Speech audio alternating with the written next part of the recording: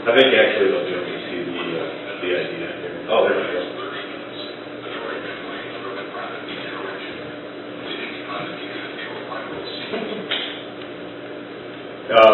Anyway, would you guys like to play that again? Yeah. Let's see. There's. Can you turn it up just a little bit? Or? Yeah. Let's see here. I can do that by using this.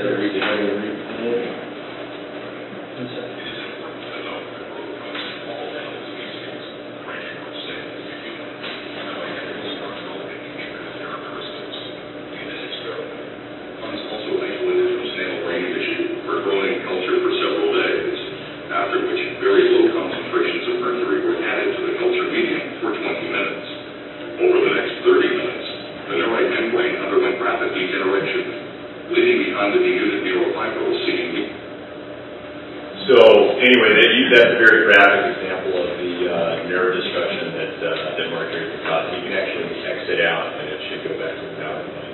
Would you like to tell them the concentration in the vaccine in relationship to?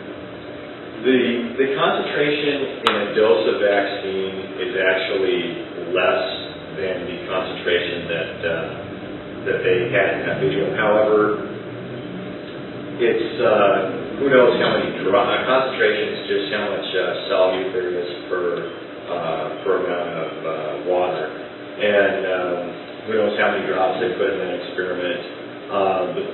The point is that it's a very tiny amount of mercury. I don't think it's actually an equal comparison to compare to the amount that's in a vaccine. There's 25 micrograms of mercury per vaccine, and the problem is most people don't actually have immediate neurological. It's rare to have immediate neurological side effects from one vaccination. Part of the problem, in my opinion, part of the reason that children get autism is some of them are getting. There's a higher and higher incidence of children getting autism immediately after they get back their vaccination schedule, and that's making it more undeniable that the vaccine is the cause. It's because there are multiple vaccines that are given in a very short amount of time. Each one only has a little bit of mercury in it, but it adds up. And getting a yearly flu vaccine also adds up the amount of mercury. It's true that it's very tiny how much the mercury is in a vaccine, but it does do damage. The other issue with vaccinations, it's not just the mercury, it's also the immune adjuvants. Remember the substances that irritate the immune system and cause a hyperactive immune response. The problem with causing a hyperactive immune response, that's basically similar to what autoimmunity is. Autoimmunity is where the immune system is overreactive and it attacks to the body. And Dr. Lloyd was telling me a story. He had a very good story to explain how this works. But basically, what happens with the vaccines, you get the adjuvant, you're producing large amounts of antibodies against a pathogen that you may never encounter in your life. In fact, most people, because of herd immunity, because a lot of these diseases just haven't existed, nobody encounters measles, mumps, rubella. And we have these tremendous amount of antibodies that are built up. The immune system doesn't have anything to do, and it can just easily turn against the body. So these are just 3 studies that were on PubMed. It's the National Institute of Health database for scholarly articles linking adjuvants to autoimmunity. And we saw with, I don't know if you all are familiar with Gardasil, the human papillomavirus vaccine, which is actually, and it was for a time required in Texas and one other state for all 6th grade girls.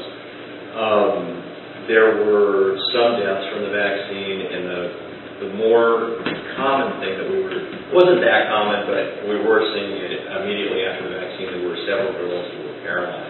They got ascending paralysis that started at their feet and went up to their head, similar to a syndrome we know as Guillain-Barré syndrome.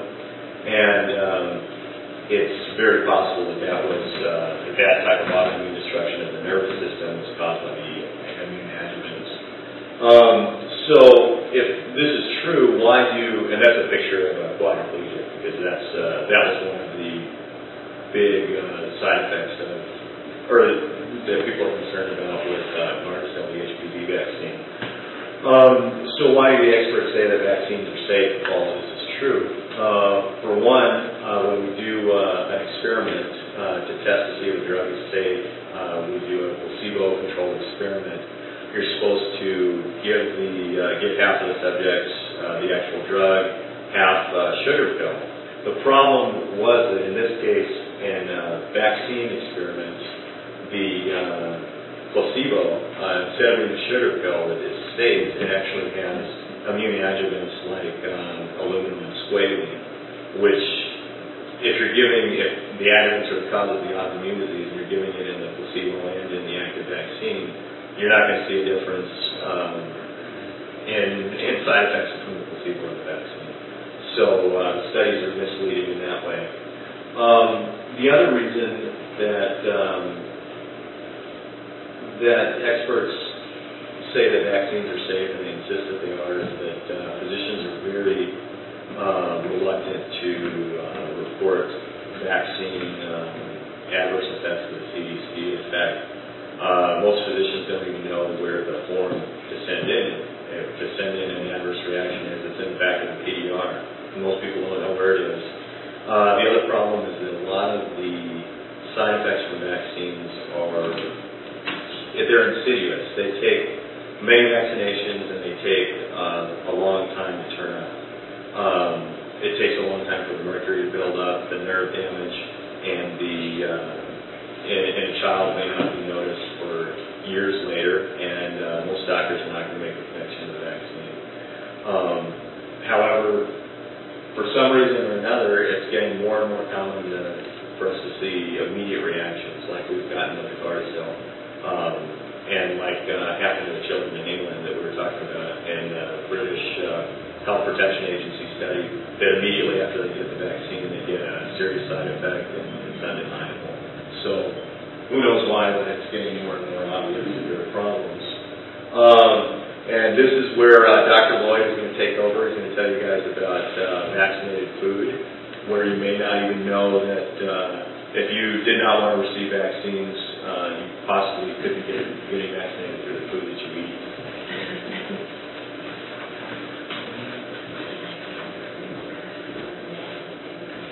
I will have a references sheet for all of you at the end of the presentation if you'd like, and I will provide you with these references as they relate to the presentation. The issue with vaccinated food, I'd just like to state that this is a big topic. It's genetically modified food. Companies like Monsanto have been notorious for doing very strange things with food, and I'd like the movie to do the talking because I have a lot of other information I'd like to cover in this presentation. However, there is vaccines being tested at this very moment with food being the delivery of these vaccines, and I'm very concerned about that because it's going to foods like corn in our daily diet. Okay, so I'd like to go on from there, and then even if you don't want to receive a vaccine, you may be getting it through food, as I just mentioned.